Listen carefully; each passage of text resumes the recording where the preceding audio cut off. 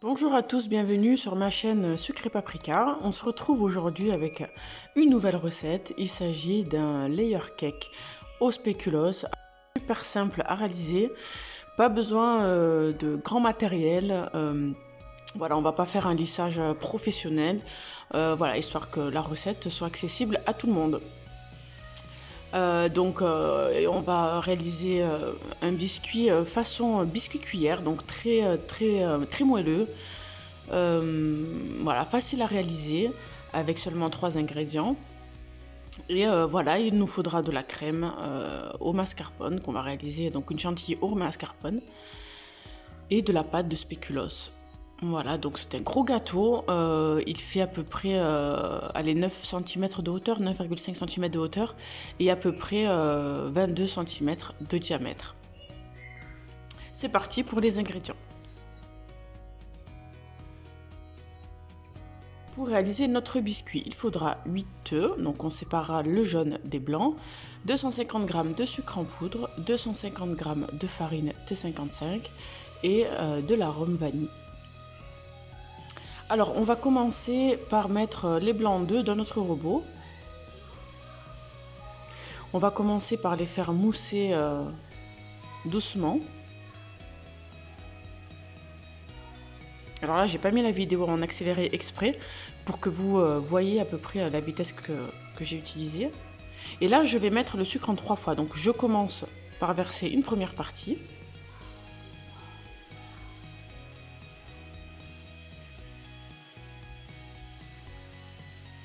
Voilà nos blancs quelques minutes plus tard. Je vais ensuite rajouter ma deuxième partie.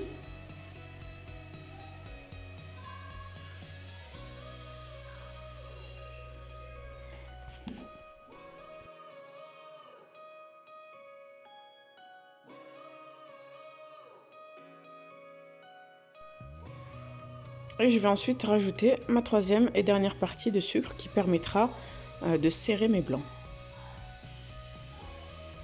Et on va poursuivre le mélange jusqu'à obtenir une meringue assez ferme.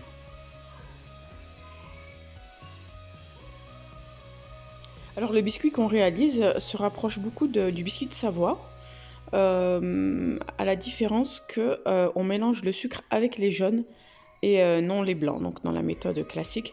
Après évidemment vous retrouvez plein de recettes différentes avec la même appellation. Mais la base, c'est ça, c'est préparer les blancs d'un côté que l'on monte et les jaunes de l'autre, puis regrouper les deux appareils avec la farine et puis mettre en cuisson. Donc ça nous permet en fait d'avoir un biscuit bien aérien sans rajouter de levure. Donc là, je vais rajouter mes jaunes. Alors on les rajoute un à un ou deux par deux, voilà, mais pas tout d'un coup, à une vitesse très faible, tout simplement pour les mélanger délicatement, pour pas que notre meringue retombe.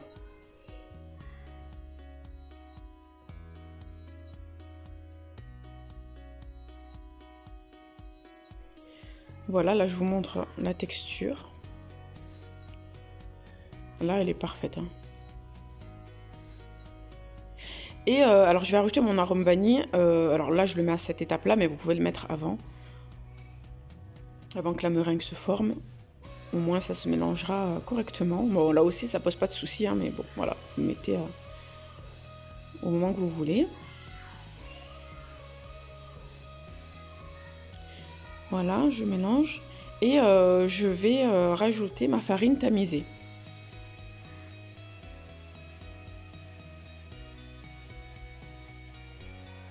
Donc je vais tout verser d'un coup. Ce qui va être important, ça va être le mélange. Où il faudra à la fois incorporer la farine, écraser votre pâte, écraser l'appareil pour pas qu'il ne reste de morceaux de farine isolés comme ça qui resteraient crus. Alors vous allez le voir dans la vidéo. Voilà, donc je commence par soulever mon appareil. Donc le mélange prend un petit peu de temps quand même. Vous allez voir qu'à la fin, il va rester quand même quelques petits grelots, mais c'est pas très important.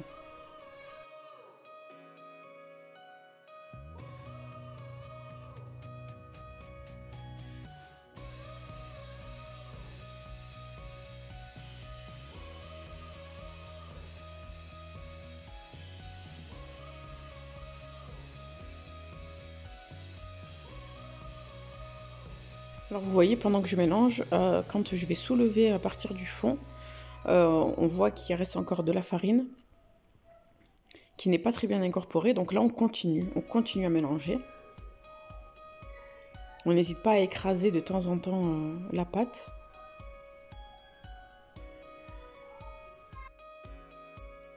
Voilà, il faut veiller à ce que la préparation ne devienne pas liquide et qu'on garde ce côté aérien, mousseux de notre appareil.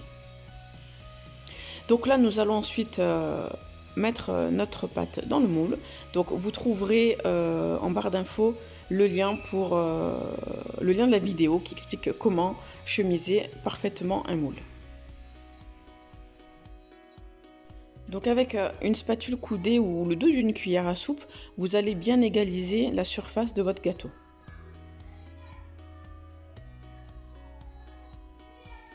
On va ensuite enfourner notre gâteau dans un four à chaleur statique à 160 degrés pendant 1 heure. Donc n'hésitez surtout pas à vérifier la cuisson à partir de 30 minutes de cuisson, hein, pas avant, sinon votre gâteau risque de s'affaisser. Donc là je vérifie une première fois. Voilà, là je vois que ma pâte est encore un peu trop humide. Voilà, j'ai poursuivi la cuisson à peu près 15 minutes de plus.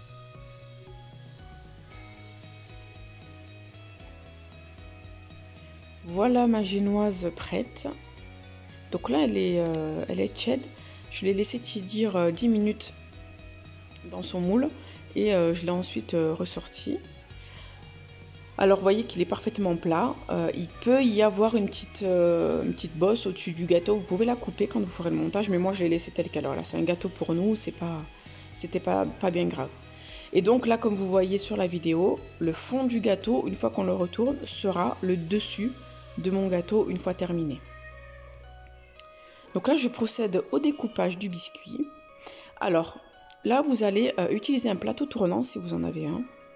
L'idéal, c'est voilà, d'utiliser ça pour couper son gâteau, c'est vraiment plus pratique. Bon, le mien, mon plateau qui est sur la vidéo, il glissait un peu. Donc, vous allez voir qu'après, je vais l'enlever. Et l'idée, c'est de commencer par garder votre couteau fixe et tourner votre biscuit. Là, vous voyez, j'ai eu un peu de mal avec ce plateau tournant.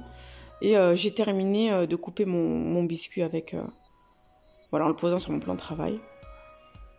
Après, vous pouvez directement le faire sur votre plan de travail, c'est pas un problème. Mais voilà, c'était histoire de vous montrer une petite technique supplémentaire. Donc voilà, là, on voit l'intérieur du biscuit. Et là, nous allons préparer notre crème.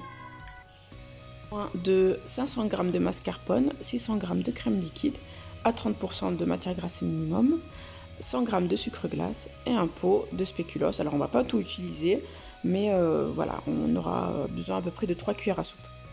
Et un peu plus pour la déco.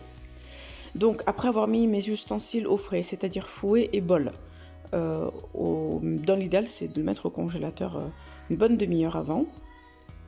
Je mets ma crème, alors je mets tout d'un coup, je mets la crème, la mascarpone et le sucre glace. Alors, il y a plusieurs recettes pour la crème. Là, moi, je voulais une crème qui se tienne bien. Donc, j'ai mis quand même pas mal de mascarpone. Voilà. On peut diminuer la quantité de mascarpone. Donc, elle sera un peu moins ferme, mais elle va quand même se tenir.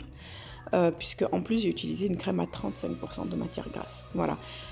Pour moi, c'est la quantité idéale quand on veut faire un layer cake et qu'on veut bien lisser le gâteau. Parce que si on a une crème trop souple, ça ne tiendra pas. Voilà. Ni la déco ne tiendra et ni le transport si vous envisagez de transporter votre gâteau.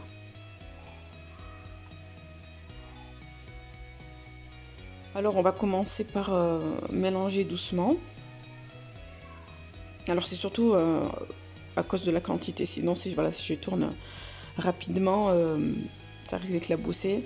Alors je sais qu'il y en a qui conseillent, on commence par une petite vitesse, puis on continue avec une... Non, moi j'enchaîne direct la grande vitesse.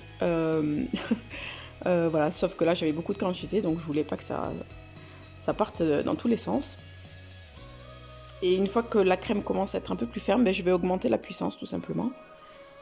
Alors faites attention parce qu'avec la mascarpone, ça prend très vite. Là, vous voyez, j'aurais dû rajouter la pâte à spéculoos maintenant. Bon, j'avais mon pied qui me tenait les jambes, donc il m'a un peu perturbée. Mais bon, elle était quand même très bien, elle était ferme comme je voulais.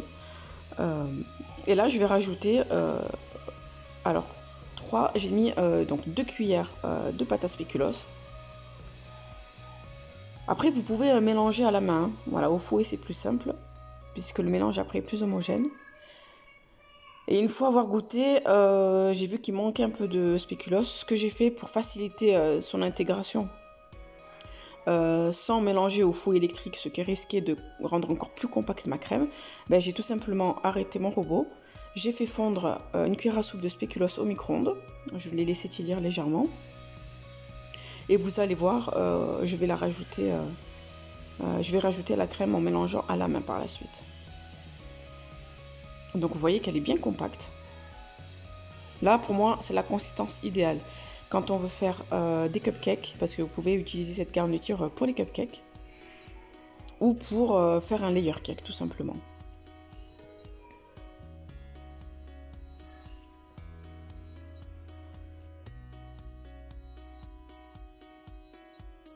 Donc là, je rajoute ma 3e cuillère de pâte à spéculoos que j'ai fait fondre. Donc évidemment, ça ne craint absolument rien, votre crème ne va pas fondre. Donc elle n'est pas froide, voilà, c'est tiède. Voilà, la pâte à spéculoos est tiède. Au moins, voilà, c'est plus facile à incorporer. Alors évidemment, si j'avais mis ma pâte de spéculoos un peu plus tôt, avant que la crème ne prenne, j'aurais pu rajouter ma pâte de spéculoos, mes 3 cuillères de pâte de spéculoos avant, hein, j'aurais pas eu besoin de faire cette étape. Mais au moins, voilà, ça me permet de vous montrer comment rajouter la pâte de spéculoos une fois la crème prise. Je vais ensuite procéder au montage. Alors là, j'ai coupé mon biscuit en deux. C'était juste une histoire de gain de temps, mais vous pouvez, avec cette épaisseur de biscuit, largement couper en trois parties. Vous aurez tout simplement un peu plus de crème. Voilà, pour moi, couper en deux, c'était parfait. Je vais donc imbiber mon biscuit. Alors, vu que le biscuit est épais, n'hésitez pas à rajouter du sirop, vraiment, sinon vous risquez d'avoir un biscuit un peu sec. Après, moi j'aime bien quand c'est pas trop mouillé justement. Voilà, faut pas que ce soit très sec non plus, mais c'est un biscuit qui va se manger facilement, contrairement à la génoise. Voilà. Après, c'est vraiment une histoire de goût, tout simplement. Donc vous trouverez en barre d'infos le lien où je réalise mon sirop de sucre pour imbiber le biscuit. Alors j'utilise ma spatule coudée pour étaler ma préparation. Alors pour avoir une couche régulière, vous pouvez aussi utiliser une poche à douille pour pocher votre crème de manière régulière et en faisant une espèce d'escargot de crème en partant du centre.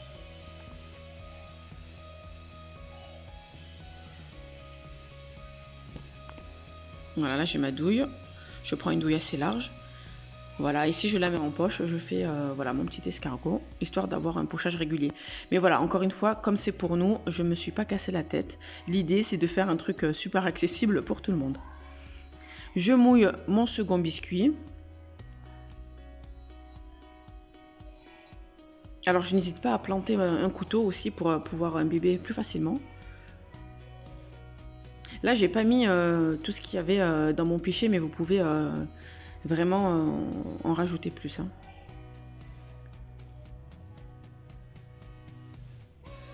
Je recouvre le dessus de mon gâteau. Alors en pâtisserie, normalement, surtout dans le cake design, on utilise un niveau pour que le gâteau soit parfaitement droit. Voilà, là, je n'utilise absolument rien, si ce n'est que ma spatule coudée. Même pas de poche à douille, sauf pour la décoration que j'utiliserai à la fin. Donc là, je vais passer une première couche de crème pour emprisonner mes miettes.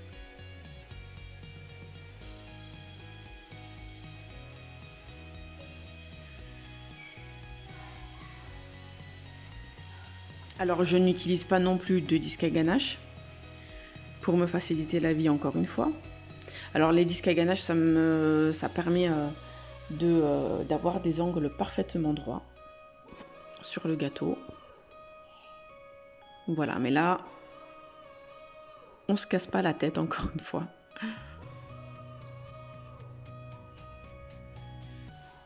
Donc quand on fait quand on décore son gâteau, qu'on fait le glaçage, voilà, faut pas avoir peur des taches, faut pas avoir peur des miettes, faut pas avoir peur de la crème qui tombe un peu partout. C'est normal, absolument normal. Donc là, je vous ai accéléré un peu la vidéo, mais je vous ai laissé quand même un temps assez long pour que vous puissiez voir combien de temps cela prend. Ça prend énormément de temps pour avoir un gâteau assez correct, pas lissé parfaitement certes, mais voilà. Vous serez quand même très fiers d'avoir réalisé ce beau gâteau, vous allez voir, surtout quand on va rajouter la décoration finale, voilà, qui est un jeu d'enfant, vraiment.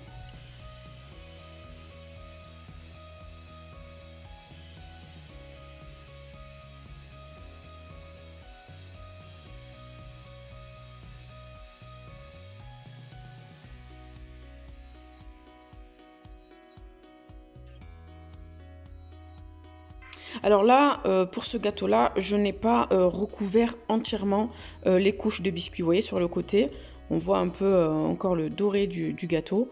Je vais mettre au frais, dans un premier temps, le gâteau. Allez, il sera question d'une petite demi-heure. Et ensuite, je vais faire une seconde couche, mais sans trop recouvrir. Voilà, tout simplement, pour pas utiliser plus de crème qu'il n'en a déjà. Alors après 30 minutes de froid, je procède au second lissage. Donc là, je vais surtout combler sur les côtés. Le dessus, il y a suffisamment de crème, hein.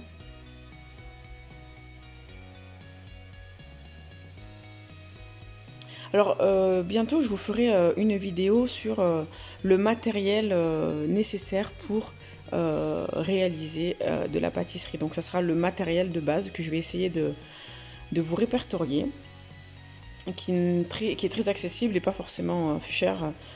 Puis aujourd'hui avec le commerce en ligne, on trouve facilement tout ce qu'il faut. Donc voilà, je vous préparais ça. Parce que quand même pour moi, il y a des ustensiles indispensables, même si c'est pas un gâteau très élaboré qu'on fait, mais par exemple la spatule coudée, pour moi c'est un indispensable. Voilà, ça permet de travailler proprement et rapidement surtout.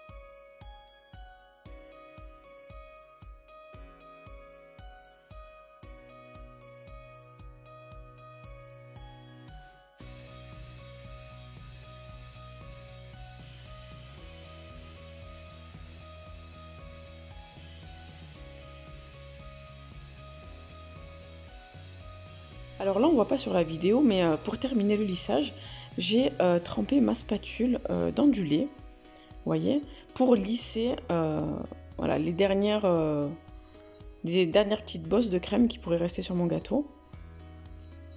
Et là, pour moi, voilà, on est presque bon. On n'a pas besoin de plus, sachant que on va faire des coulures de spéculoos.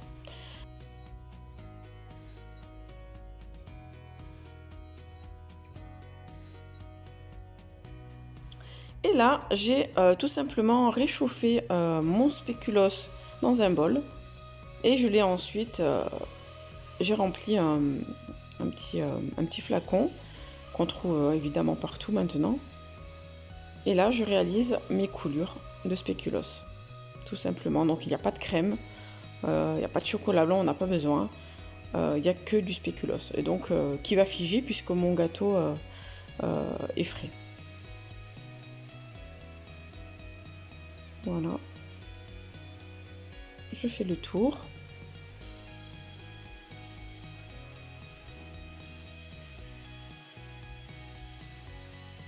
Je vais ensuite utiliser une douille 1M de chez Wilton et réaliser mes rosaces de crème. Après, vous pouvez faire le décor que vous voulez.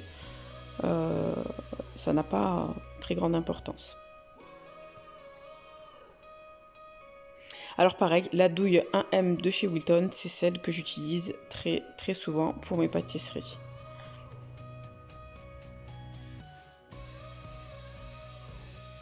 Alors j'ai ensuite rajouté de la pâte de spéculoos au centre de mon gâteau. Après vous pouvez vous arrêter à l'étape d'avant, c'est-à-dire juste mettre des coulures sur le côté. Mais voilà, moi pour plus de gourmandise. Puis n'oubliez pas qu'on n'a pas mis beaucoup de sucre glace dans notre crème fouettée. Donc vous pouvez vous permettre de rajouter la crème de spéculoos au centre sans aucun problème. Et je vais finaliser en rajoutant mes biscuits de spéculoos.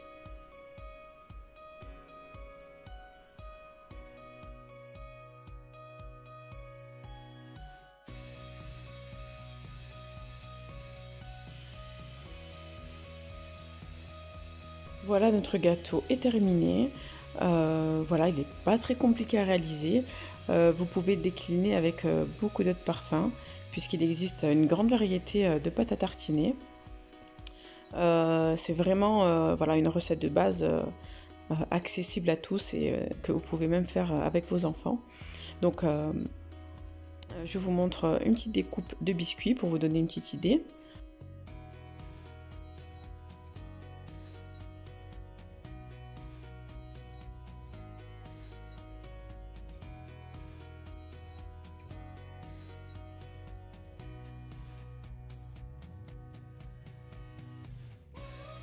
Voilà, la vidéo est terminée. N'hésitez pas à poser vos questions en commentaire. Je me ferai un plaisir d'y répondre. À bientôt!